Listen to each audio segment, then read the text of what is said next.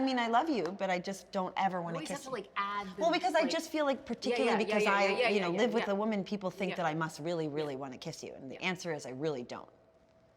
Like at all. Does it seem like the lady doth protest too much? No. No one's more beautiful. It's just, you're not for me. You need to be like 80 years older.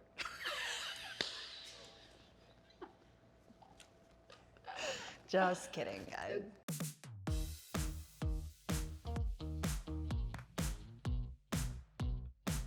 There was this show called Jack and Jill that was going to be on the WB in the 90s. That was on the WB. It was on the WB. Yeah. I was replacing an actress. I asked to see the pilot so I could see if I wanted to do it. I saw the pilot. I called my agent. I said, is that woman who's blonde, is she still going to be in it? Because I thought she was, for me, the attraction to the show. And he said, yes, not only that, but we represent her and I think you're going to get on like a house on fire. And then the first day we met each other in the makeup trailer, we just couldn't stop laughing. Basically. Within like 30 seconds, we were incapacitated, like the kind of laughing where you might have to call an ambulance. You should be wearing a diaper. Yeah. That's problematic. It's actually... And believe me, it's been problematic. It's really been a problem. So we got in trouble a lot too, because nobody really liked us. It was an ensemble show with a lot of other wonderful actors, and we misbehaved. Especially me, but you too. We had a problem getting through things without laughing. So there is a gag reel. There was a time when we tried to cover my face. I was on the floor. She's supposed to be in anaphylactic shock. She had to come over me. I had to be over her, yeah. And the only thing we could think of to do was cover my face with a scarf. They kept being like, Amanda, and they're like, move the scarf. We can't see your face. And we were like, that's what we're trying to do, dude. Because I'm like, we're trying to help you get the shot, you idiots. Nobody, by the way, thinks it's funny the way we do. That's part of the problem. Is that we are laughing and everyone else is like. But just think about it. There's people and they're like. This is a problem. Nobody knows what you're talking about. Well, I wasn't allowed to be laughing. She was supposed to be in anaphylactic shock, like on the floor, which in and of itself is very funny. And then all of the friends were supposed to be like, "Are you okay?" And the camera was coming over Bird's face onto my face, so both of us were in the camera. And I couldn't stop. I couldn't be still. I couldn't do it. I actually couldn't do it. You can't do it now either. That's what's happening.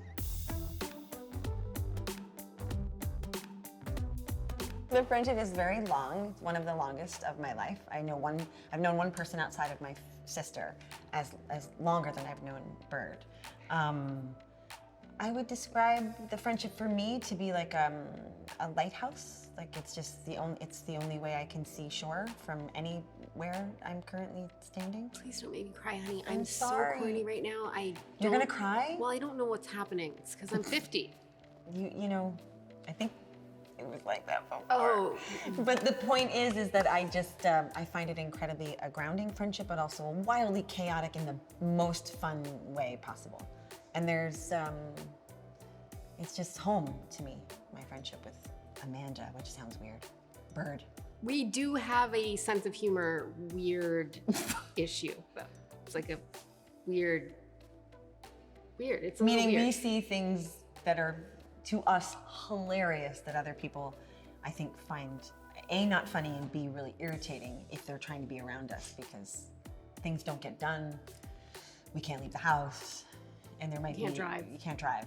There's been a couple of can't be in a restaurant. Yeah, we can't be in a restaurant. Can't be anywhere quiet. Can't be at a play. We were at a play once, and she describes it as one of the worst nights of her life. To me, it was one of the greatest because I love that feeling of the danger component of laughing when you're not supposed to.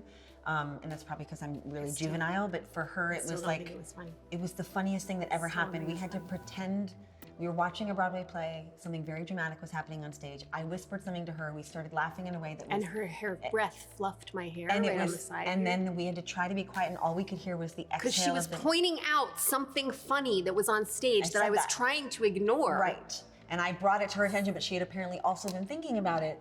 And then we started laughing in a way where the person sitting next to us, you could hear a pin drop in the theater, it was very quiet, but you could hear like, it was like that. And then we had to pretend to the person sitting next to us who kept looking at us that we were sobbing. So we were like, I'm sorry, please.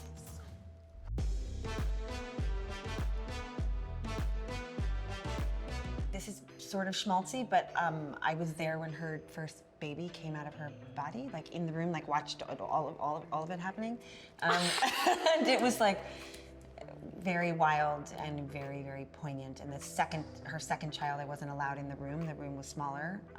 She was giving birth in a different city. Because so my mom got there. Yeah, and we were like outside the door listening to everything that was happening.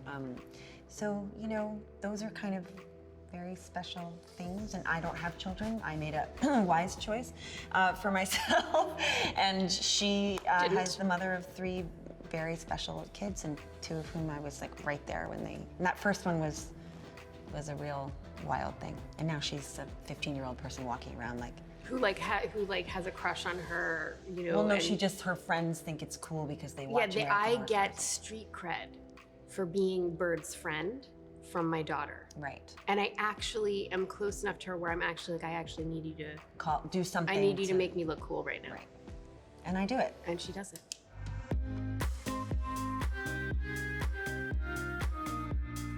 We used to try to go to the movies in the old days. Oh, yeah. And we would go shopping because we would go to the mall.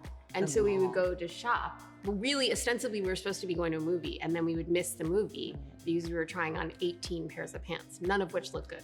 Also, there was the time this is a true testament to our friendship. Oh. Uh-oh. I tried on some pants. Oh, yeah. She comes over to do a butt check. I do a butt check. We call it a butt check. It's a butt check. You can't really see your butt. You need your friend to look at your butt. A 3-way mirror, it's not sufficient. Not the same. And you need someone who's actually going to tell you the truth. You can't. And the thing that you are looking for in the butt check. So she came over and I tried to put on some pants. And I think while I was putting them on, I was eating my second Tofutti cutie. Tofutti cutie, because I went through these periods where I really liked Tofutti. Do they make those anymore? Tofutti cuties. And she was like, "Sweetie, how many of those are you having every night?" And I was like, 2. She was like, let's go down to 1. Just have 1 because your pants don't fit. They look great, but no. So, I mean, how many people can you say that about? Also, we used to like to really, things are different now because our lives are different, and she has children and we both work, and God, why did I do that?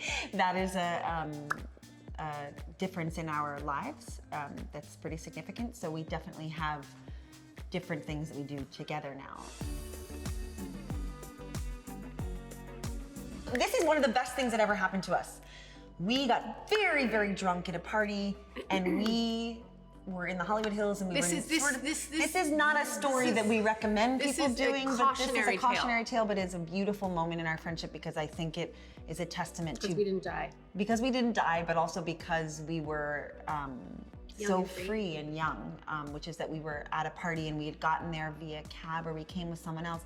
I can't remember some of it. Nobody takes cabs or says the word cabs anymore. They don't? Well, I say it was the period we were in. It was the early 2000s, I think. It was like 2001 or something. It was a fancy party. It was a fancy party, like a Hollywood party, and we were all like, there were stars going. There were stars going? There were stars going. Oh, stars there. I thought you were like, there were stars going.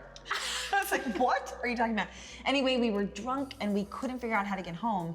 And there was a dude, and his name was Mars, and he was on a motorcycle, and he's like, I'll ride you down the hill. And we were both like, okay.